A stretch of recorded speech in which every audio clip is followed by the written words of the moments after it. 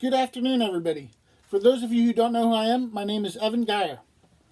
If you look at America, and even the globe, income inequalities have been rising. The difference between the highest wealth and the lowest wealth has been increasing, and there's been less and less opportunity for people to move up and achieve goals, and achieve accomplishments, and achieve a better life. You look at kids today, they grow up and they're sometimes in these houses, and there might be a 0% death tax. And if it's not by chance where their parents have, a lot of wealth and they can spend it on the kids, there's no money going to the government. So they can hire people and pay them wages. And the kids just they don't always know what to do. So there's a big wealth gap. Kids can't pay rent. So you get more and more people who are trying to afford new homes or new houses, and if the jobs aren't there, they're like minimum wage. For example, me. I was working at 24-hour fitness. I was working at U.S. Bank. However, even at U.S. Bank, a lot of times you look around at the houses and they're over $200,000, and you can't afford that monthly payment, even with money saved up.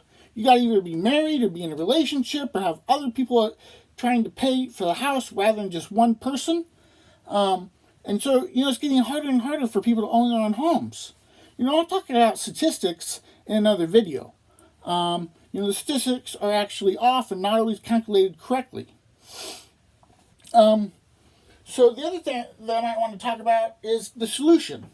The solution is actually, instead of everybody having as many houses as they want, people buying up land, you've got the businesses, and you've got all these gigantic condos and gigantic apartments and all these real estate companies, and now you see REITs on the stock exchange. They just buy them, they make some money, and they buy them, and they make some money, and they buy them, and they're getting more and more concentrated, and rents just keep going up and up, and you see more and more vacancies when you walk around, like in town, or you see houses that aren't kept up because nobody lives there anymore. They're moving down into an apartment.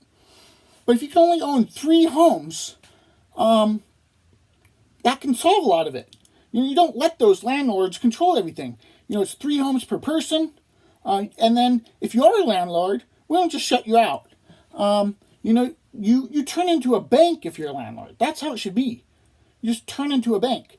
And instead of owning the land or the property or the apartment, more than 3, you actually turn it into a 30-year loan like a bank, and you collect the interest, or you collect the payments, or it's like you get the sale price right then, and maybe you make $1 million on a sale price, and then you can invest it in other areas, like oil or banks, like an actual bank or something like that. And why this is important, even for the people managing those real estate companies or managing those apartment companies that have been expanding, it's because, think about this. We're getting more and more concentrated banks, and they tried to break them up. There was Fannie and Freddie, and then there was also these other banks that Bank of America bought. There was a Merrill Lynch, and all these banks that kind of collapsed, and they were trying to break up some of the banks. But every time you try to break up the banks, they kind of build back together, and they become stronger and stronger again, or more concentrated.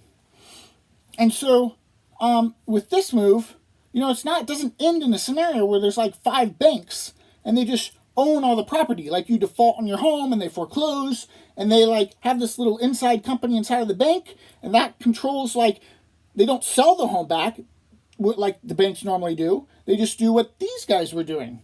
They were lending and renting and things like that. And the banks start doing that. That's their business. And eventually we get to somewhere, the farms and stuff, where there's 5 banks, and they don't rent it all. They don't loan it all so you can own it. They own it all, and you rent it from them.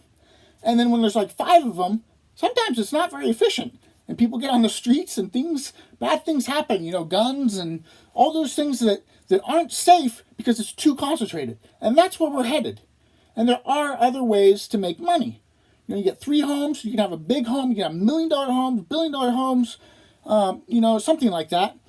But just people need to live, and if they don't have a place to live, there's no security. If they don't have security, they don't know what to do. So, yeah, that's what I'm talking about.